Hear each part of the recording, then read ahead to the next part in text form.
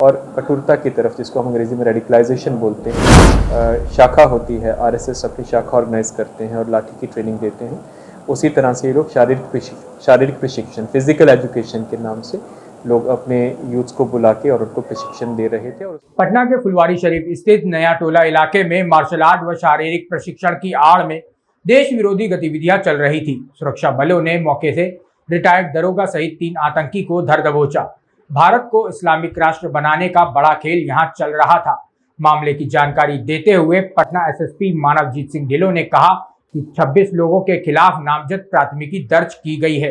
पटना, दरभंगा समेत अन्य जिलों के लोग इसमें शामिल हैं। अभी तक पाकिस्तान का कनेक्शन सामने नहीं आया है। उन्होंने बताया कि आरएसएस की तरह यूथ को यहां पर ट्रेनिंग दी जा रही थी। आइए अब आपको सुनाते हैं कि एसएसपी मानवजीत सिंह ढिल्लों क्या कुछ बता रहे हैं। ये आज का प्रेस ब्रीफिंग रखा गया है। आप लोग अवगत होंगे कि फुलवारी शरीफ में हमने पॉपुलर फ्रंट ऑफ इंडिया और उसका जो पॉलिटिकल विंग है एसटीपीआई, उनके कुछ कार्यकर्ताओं को गिरफ्तारी की गई है। मामला ये था कि हम लोगों को कुछ इनपुट्स प्राप्त हो रहे थे कि एक जगह है फुलवारी में नया टोला, अहमद पैलेस करके, उसके जो मालिक मकान है मोहम्मद जलालुद्दीन, ये पहले झारखंड पुलिस में सब इंस्पेक्टर रहे हुए और वहाँ से सेवानिवृत्त हुए हैं, कि इनके मकान में एक ऑर्गेनाइजेशन, तब तक ऑर्गेनाइजेशन की हम लोगों को जानकारी नहीं थी कि कुछ लोग वहाँ पे मीटिंग्स करते हैं और मीटिंग्स के माध्यम से धार्मिक कठोरता और जिसको हम अंग्रेजी में बोलते हैं रेडिकलाइजेशन, वो करने का प्रयास कर रहे हैं। तो इस ऑर्गेनाइजेशन को हम लोग काफ़ी देर से फॉलो भी कर रहे थे और हमारे अलावा जो बाकी सिस्टर एजेंसीज़ हैं, इंटेलिजेंस एजेंसीज़ हैं, उनके पास भी कुछ इनपुट्स थे।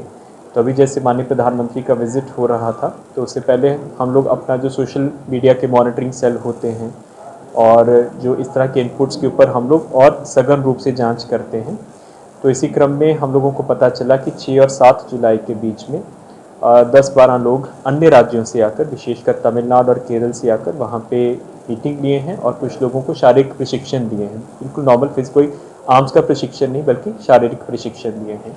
इसी इनपुट के बिना पर फिर उस जो ऑर्गेनाइजेशन है उसका ऑफिस लोकेट किया गया नया टोला में और छापामारी की गई। छापामारी के क्रम में हमको वहाँ से कुछ ऐसे डॉक्यूमेंट्स मिले जो कि जिसमें भारत को इस्लामिक राष्ट्र बनाने के लिए कुछ कार्य योजना थी और इस प्रकार की कुछ टिप्पणियाँ थी कि हम लोग किस तरह से जो एक पर्टिकुलर ऑर्गेनाइजेशन है इसका पॉलिटिकली हम कैसे एक्सपेंड करेंगे और किस तरह से धीरे धीरे इस्लामिक राष्ट्र की तरफ हम लोग देश को लेकर जाएंगे। उसी के बिना पे इन डॉक्यूमेंट्स को सीज़ किया गया है और फुलवारी थाना में एफआईआर हुआ है। कुल 3 लोगों की अभी तक गिरफ्तारी हुई है। उनमें से जो एक हैं अथर प्रवेश के जो अपने भाई हैं मंजर प्रवेश, वो पहले सिमी, जो कि अब बैन हो चुका है, उसके एक्टिव कार्यकर्ता थे और उसमें वो सिमी के सदस्य होने के नाते जेल भी जा चुके हैं। और जो उनके भाई हैं अथर प्रवेश, वो खुद भी पहले सिमी के कार्यकर्ता रहे हुए हैं और सिमी के पूर्व के जो मेंबर्स थे उनके बेलर का काम करते थे। उसके अलावा जो मालिक मकान है जिनके साथ एग्रीमेंट हुआ था मोहम्मद जलालुद्दीन, उनकी गिरफ्तारी की गई है। और तीसरे हैं अरमान मलिक, जो कि इस ऑर्गेनाइजेशन के अब सक्रिय सदस्य हो गए थे और मीटिंग्स ऑर्गेनाइज करवा रहे थे। एफआईआर में कुल 26 लोगों को नामजद किया गया है, जिसमें अधिकांश लोग बिहार के हैं और कुछ लोग बिहार के बाहर के भी हैं, कर्नाटक के हैं, और उनकी प्रति साक्ष्य संकलन की कार्रवाई की जा रही है। और अभी तक जो अनुसंधान, अभी तो अनुसंधान बिल्कुल प्रारंभिक स्टेजेस पर है। जो पता चला कि ऑर्गेनाइजेशन बेसिकली मोबिलाइज़ करती थी, मस्जिद में और मदरसा में यूथ्स को मोबिलाइज़ करते थे और कठोरता की तरफ, जिसको हम अंग्रेजी में रेडिकलाइजेशन बोलते हैं, उसके लिए ये लगातार कार्यशील थे। इसका जो मॉडस था कि ये लोग जैसे शाखा होती है, आरएसएस अपनी शाखा ऑर्गेनाइज करते हैं और लाठी की ट्रेनिंग देते हैं, उसी तरह से ये लोग शारीरिक प्रशिक्षण, फिजिकल एजुकेशन के नाम से लोग अपने यूथ्स को बुला के और उनको प्रशिक्षण दे रहे थे और उसी के साथ ही जो अपना एजेंडा है और प्रोपेगेंडा है उनके माध्यम से यूथ्स को ब्रेन वॉश करने का काम कर रहे थे। हाँ जी, जैसे मैं आपको बता रहा हूँ कि इसी तरह से जो शारीरिक प्रशिक्षण के नाम पर और ये जो बेसिक मार्शल आर्ट होती है उसकी ट्रेनिंग देते थे, यही इनका मॉडस था। सर, ऐसा कुछ था कि प्रधानमंत्री का जो दौरा होने का था उसको लेकर कुछ उनकी तैयारी? नहीं, उस प्रकार का कोई स्पेसिफिक इनपुट नहीं है कि ये प्रधानमंत्री जी के दौरे को लेकर ये हो रहा था। ये काफ़ी देर से हम इसको फॉलो कर रहे थे, लेकिन जैसा कि मैंने आप लोगों को बताया है कि जब इस प्रकार की हाई प्रोफाइल विजिट्स होती हैं और माननीय प्रधानमंत्रियों की सुरक्षा को लेकर काफ़ी इनपुट्स आती हैं हम लोगों को, तो हम लोगों के जो भी सोशल मीडिया मॉनिटरिंग सेल्स होती हैं, स्थानीय इनपुट होती हैं, टेक्निकल इनपुट होती है, उसको हम लोग सुदृढ़ करते हैं। उसी क्रम में हमको जानकारी प्राप्त हुई थी कि इस प्रकार के प्रशिक्षण शिविर ऑर्गेनाइज किया जा रहा है, और उसी के क्रम में जब रेड किया गया तो हम लोगों को ऐसे डॉक्यूमेंट्स मिले जो कि भारत की संप्रभुता और अखंडता के विरुद्ध भी उसमें कुछ कुछ टिप्पणियाँ थी। क्योंकि आज तो बिल्कुल प्रारंभिक अनुसंधान शुरू हुआ है, अभी तक जो हम लोगों को डॉक्यूमेंट्स मिले हैं उसकी बिना पे इंटरोगेशन हो रही है। जैसे मैंने आपको पहले भी बताया कि बाकी भी जो सिस्टर एजेंसीज हैं वो हमारी मदद कर रहे हैं, सभी के पास कुछ ना कुछ इनपुट्स हैं।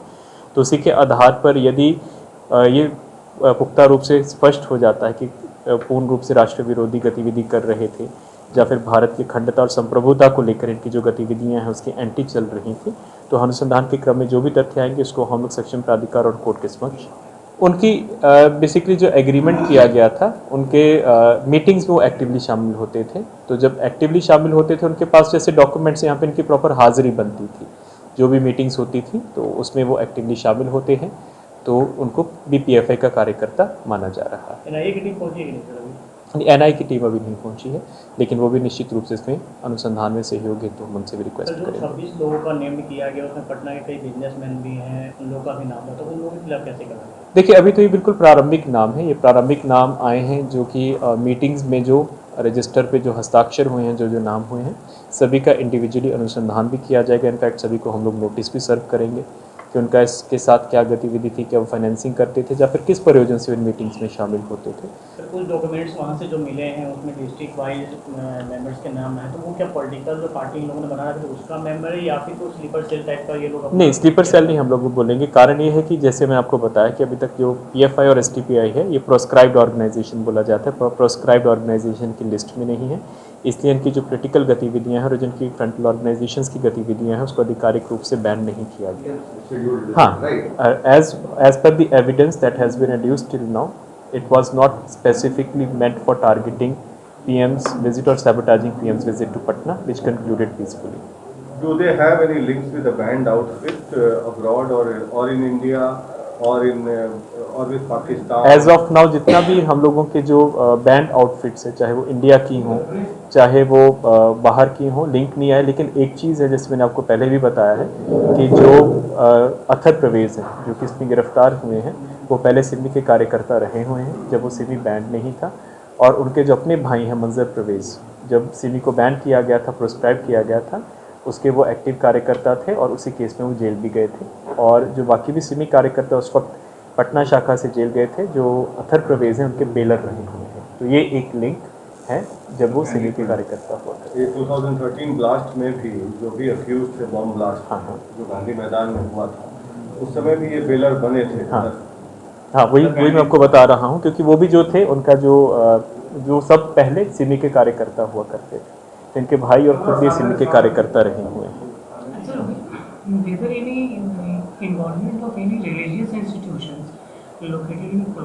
No involvement of any mainstream religious institution. कोई भी अभी तक इस तरह की कोई इन्वॉल्वमेंट नहीं थी, बिल्कुल अलग से काम कर रहे थे और ये अपना जो काम करते थे वो बहुत पब्लिक प्रोफाइल में नहीं करते थे, पब्लिक ग्लेयर में नहीं करते थे, और किसी भी रिलीजियस ऑर्गेनाइजेशन का इसमें अभी तक कोई लिंक नहीं। सर एक तो बाकी जो 6 जून को जो FIR दर्ज हुई थी और उसके बाद जिस तरीके से पॉम्पलेट वगैरह मिले थे, इन लोगों को नुपुर शर्मा को लेकर यहाँ भी हिंसा फैलाने की पूरी तैयारी थी, योजना थी? नहीं, इस वाला का जो हम लोगों ने जो ऑर्गेनाइजेशन जो ये FIR हुआ है, हाँ, उसमें देखिए उस वक्त जो माहौल था उसमें जो बोथ एंटी एंड प्रो जो प्रोटेस्ट चल रहे थे उसका लिंक था। लेकिन जो वर्तमान में FIR हुआ है इसमें जो नुपुर शर्मा वाला जो प्रकरण चल रहा है उसके साथ इसका कोई लिंक नहीं है। सर FIR में जिक्र है गुप्त संगठन का। हाँ, ये गुप्त संगठन क्या है और कब से इसके काम चल रहा है? देखिए वही है, PFI है, STPI है, हालांकि गुप्त संगठन नहीं है। इन लोगों के अपने जो मेंबर्स हैं उन लोगों ने अपना एक अलग से ही जो मीटिंग्स करते थे उसी की आड़ में एक ऑर्गेनाइजेशन होती है और उसके बहुत से फ्रंटल ऑर्गेनाइजेशंस भी होते हैं और अंडरग्राउंड ऑर्गेनाइजेशंस भी होते हैं।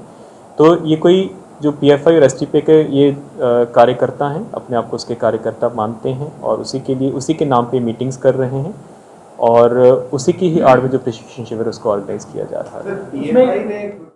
अगर आपको हमारा वीडियो पसंद आया हो तो इसे लाइक करें, सब्सक्राइब करें और साथ ही बेल आइकन दबाना ना भूलें।